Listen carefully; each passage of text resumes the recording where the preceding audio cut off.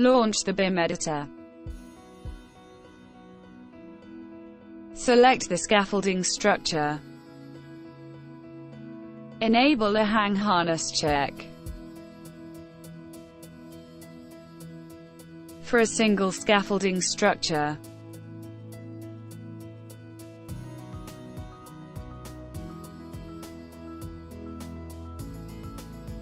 or for multiple scaffoldings, all at once.